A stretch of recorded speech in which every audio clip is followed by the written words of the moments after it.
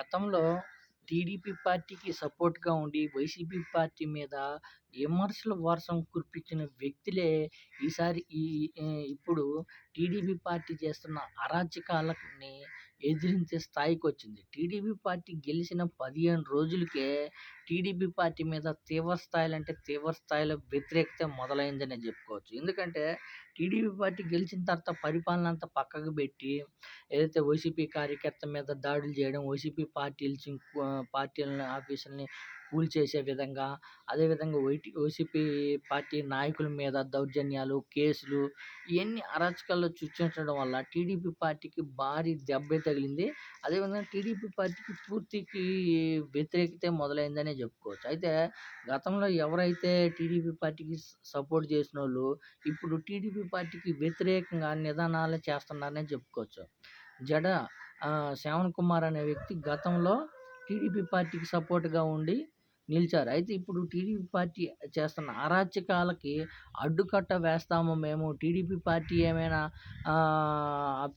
Party కట్టించుకున్న ఆఫీసులు ఏమైనా సక్రమంగా కట్టించుకున్నాయా? అవి అక్రమాలే ఉన్నాయి. వాటిని మేము కోర్టుకేస్తాము. వాటిని అంతు తేలుస్తాము. మేమేమి వదిలిపెట్టేది లేదు. ఇప్పుడు వైసీపీ పార్టీ కార్యాలయాలను కూల్చేస్తున్నారు. టీడీపీ పార్టీ కార్యాలయమైనా సక్రమంగా కట్టుకున్నాయని టీడీపీ పార్టీ మీద తీవ్ర స్థాయిలో విమర్శలు కురిపించాడనుకోవచ్చు. ఒకసారి వినండి ఏం మాట్లాడాడో. పార్టీ ఆఫీసులకు ఏమైనా పర్మిషన్స్ ఉన్నాయా? మీ మంగళగిరిలో కేంద్ర పార్టీ కార్యాలయానికి పర్మిషన్ ఉందా? ఇప్పటికీ పర్మిషన్ ఇచ్చి కట్టారా? ఒకవేళ పర్మిషన్ ఉంటే టీడీపీ అధికారిక ప్రతినిధి ఎవరినైనా చూపించమనండి పర్మిషన్ కాపీ.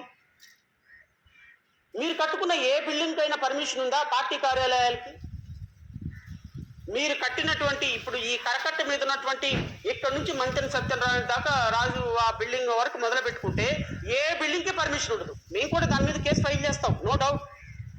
ఏదైతే మీరు ఇప్పుడు పడగొట్టారో పార్టీ కార్యాలయాలు, మేము కూడా కరకట్ట మీద ఉన్నటువంటి బిల్డింగ్లు దేనికి పర్మిషన్ లేదు. ఆ పర్మిషన్ కూడా ఇరిగేషన్ ల్యాండ్ లో అన్ని బిల్డింగ్లు కట్టారు. వాటన్నిటిని కూడా డిమాలిష్ చేయండి అని మేము కూడా ఒక ప్రజా ప్రయోజన వ్యాజ్యం వేయబోతున్నాం. మన అచ్చెన్నాయుడు పసుపు బిళ్ళ పెట్టుకుని వెళ్ళండి, ఎంఆర్ఓ మీకు ఏదైనా చేస్తానన్నాడు. అది ఎంత తప్పుడు స్టేట్మెంటో మీకు ఇప్పుడు అర్థం కాదు, 2029లో అర్థం అవుతుంది. ఎందుకంటే ప్రజలు ఓట్లేశారు కదా అని మిమ్మల్ని ఎప్పటికీ నెత్తిన పెట్టుకుంటారని మాత్రం అనుకోమాకండి. వాళ్ళకి మిమ్మల్ని ఎలా నెత్తిన పెట్టుకోవాలో తెలుసు, అవసరమైనప్పుడు ఎలా కింద పడేయాలో కూడా అంతకంటే ప్రజలకు ఎక్కువ తెలుసు. అయితే గతంలో జడ శ్రావణ్ కుమార్ గారు గతంలో టీడీపీ పార్టీకి సపోర్ట్‌గా ఉండి ఏదైతే డిబేట్‌ల్లో గానీ, వైసీపీ పార్టీని వ్యతిరేకించారు. అయితే 5 సంవత్సరాలు కొనసాగించిన పార్టీ మీద వ్యతిరేకించారు. ఇప్పుడు టీడీపీ పార్టీ గెలిచిన 15 రోజులకే టీడీపీ పార్టీ మీద పూర్తి స్థాయిలో వ్యతిరేకత మొదలైందని చెప్పుకోవచ్చు. శ్రవణ్ కుమార్ ఒక్కరే గాదు.